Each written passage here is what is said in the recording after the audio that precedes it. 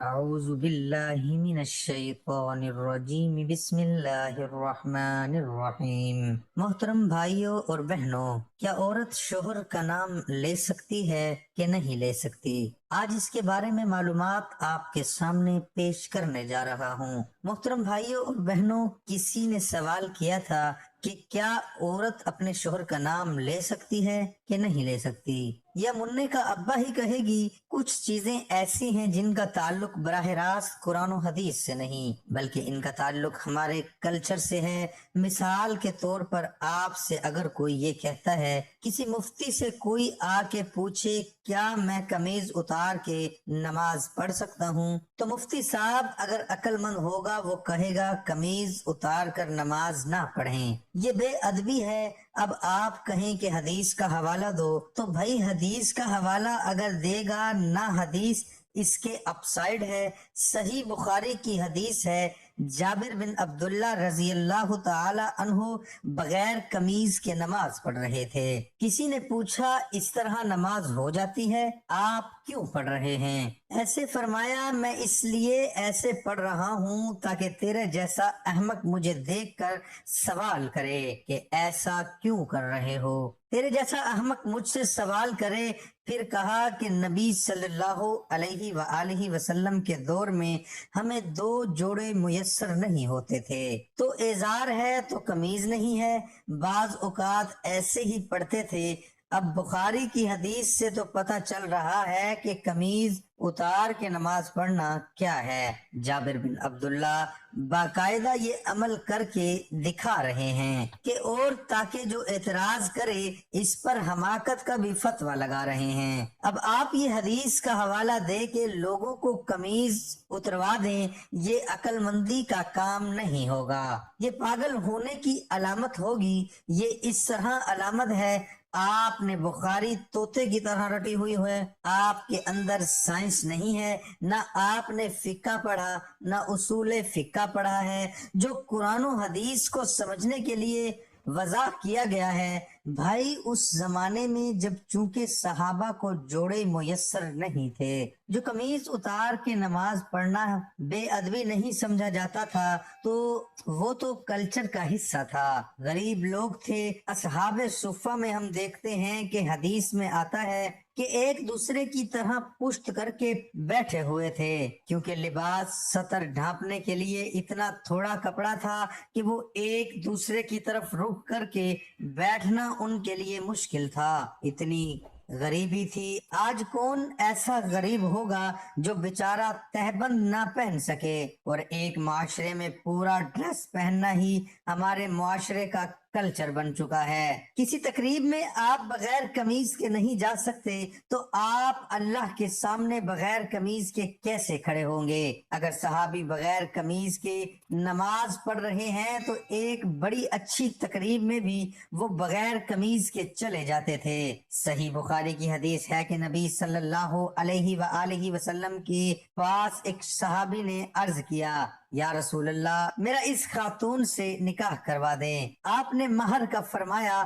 پتہ چلا کہ یہ لنگوٹا پہن کے نبی کی مجلس میں بیٹھے ہوئے تھے۔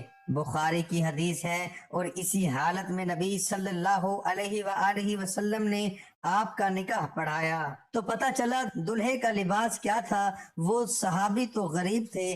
بھائی اگر کوئی بہت غریب بھی ہے تو بھی اس زمانے میں ہم اس کو لنگوٹا پہن کے شادی حال میں جانے کی اجازت نہیں دیں گے، کیونکہ ہمارے عرف میں اس کا تصور نہیں ہے۔ اس میں قرآن و حدیث کا حوالہ نہیں دیا جائے گا۔ قرآن و حدیث کی اگر بات ہے تو نبی صلی اللہ علیہ وآلہ وسلم زیادہ تر ازار پہنا کرتے تھے۔ ازار ایک چادر جو ہوتی تھی، آج کسی بھی محفل میں آپ ازار پہن کے نہیں جا سکتے، نماز بھی نہیں پڑھ سکتے، اس لیے کہ اس کو یوں سمجھا جائے گا کہ بھائی اللہ کے دربار میں جب حاضری دے رہے ہو تو پراپر ڈریس پہنو، یہ نماز کا ادب ہے۔ جیسے آپ کسی رشتہ دار کی دعوت میں جاتے ہو تو پراپر ڈریس پہن کے جاتے ہو۔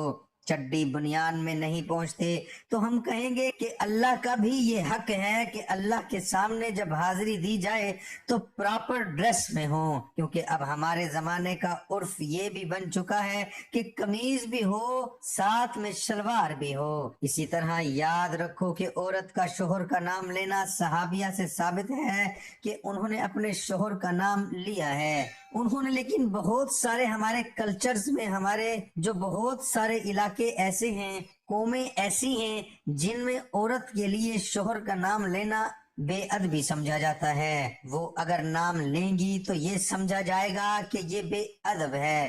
آپ یہ دیکھو، ہم یہ کہتے ہیں کہ نبی صلی اللہ علیہ وآلہ وسلم نے فرمایا، کیا کہتے ہیں؟ فرمایا کسی صحابی نے فرمانے کا لفظ آپ کے لیے استعمال نہیں کیا، لیکن ہمارے عرف میں یہ کہنا کہ نبی نے کہا اس کو ادب کے خلاف سمجھا جاتا ہے۔ ہمارے میں اگر کوئی کہتا ہے عبداللہ بن مسعود نے یوں کہا، عبداللہ بن عمر نے یوں کہا، بھائی تو ہم کہتے ہیں کسی صحابی کا نام آئے آخر میں رضی اللہ عنہ بھی لگاؤ، کوئی کہے بخاری سے دکھاؤ، کہاں حضرت لگانا، کہاں سے ثابت ہے؟ بھائی صحابہ کا ادب کرنا تو بخاری مسلم سے ثابت ہے۔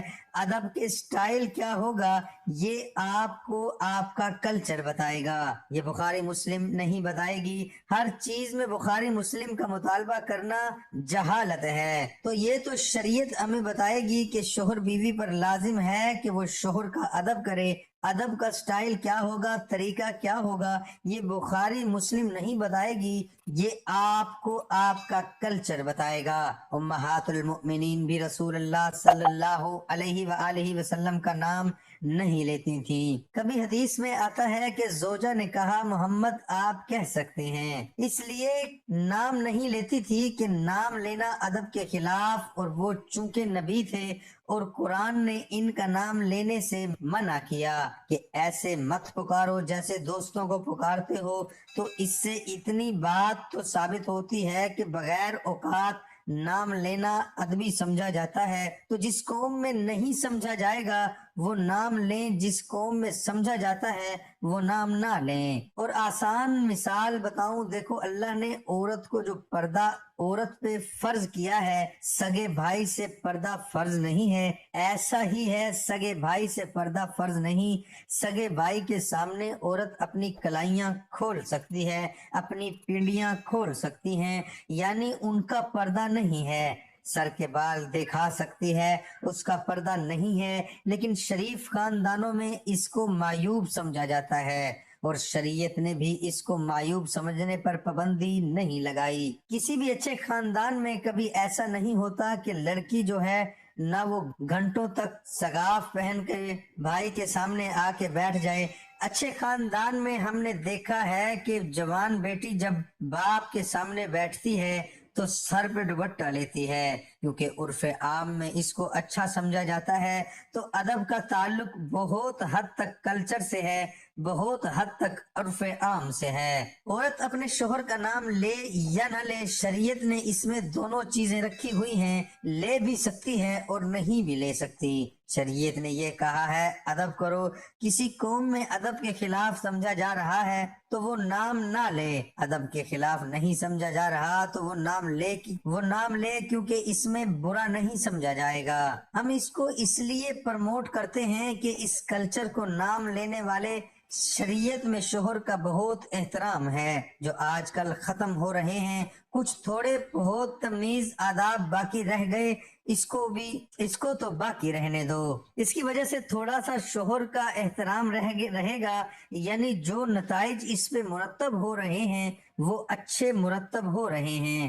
شریعت نے ابا کے سامنے بیٹی کو دوپٹہ لینے کا حکم نہیں دیا، مگر پابندی بھی نہیں لگائی۔ تو جب دونوں راستے ہیں تو ہم کہیں گے شریعت کے مزاج سے زیادہ قریب کیا ہے، دوپٹہ لینا یا نہ لینا؟ زیادہ مزاج کے قریب ہے، اس میں باپ کا احترام ہے، حیا ہے، اور شریعت معاشرے میں حیا کو فروغ دینا چاہتی ہے۔ تو جو چیز حیا کے زیادہ قریب ہوگی کیا جائے گا، جو حیا سے دور ہوگی اس کی حوصلہ شکنی کی جائے گی، اور اس پر بخاری مسلم کے حوالے مانگنے والے اور اس پر بخاری مسلم کے حوالے مانگنے والے پر جہالت کا فتویٰ لگایا جائے گا۔ جو عورتیں شوہر کا نام لیتی ہیں اسے گناہ نہیں ہوتا۔ بیوی کو بھی عزت دینی چاہیے، اس کا بھی احترام کرنا چاہیے، لیکن قرآن کے مطابق عورت کا درجہ شوہر سے ایک درجہ کم ہے۔ اس میں کیا حکمتیں ہیں، لیکن اللہ نے بتا دیا ہے۔ اس کا مطلب یہ نہیں کہ آپ توہین کرنا شروع کر دیں۔ ہم نے اپنے بزرگوں کو، اپنے علماء کو دیکھا ہے کہ اپنے گھر کی زوجہ کا بہت احترام سے نام لیا کرتے تھے۔ کوئی حاکمانہ لب و لہجہ اختیار نہیں کرتے، اور یہ اسلام نے ہی سکھایا ہے۔ دعا ہے کہ اللہ تعالی ہم سب کو شریعت کے مطابق زندگی گزارنے کی توفیق عطا فرمائے، اور ہم سب کو حق اور سچ بولنے کی توفیق عطا فرمائے۔ یا رب العالمین، جو سنایا گیا اس کو اپنی بارگاہ الہی میں قبول اور منظور فرما۔ آمین ثم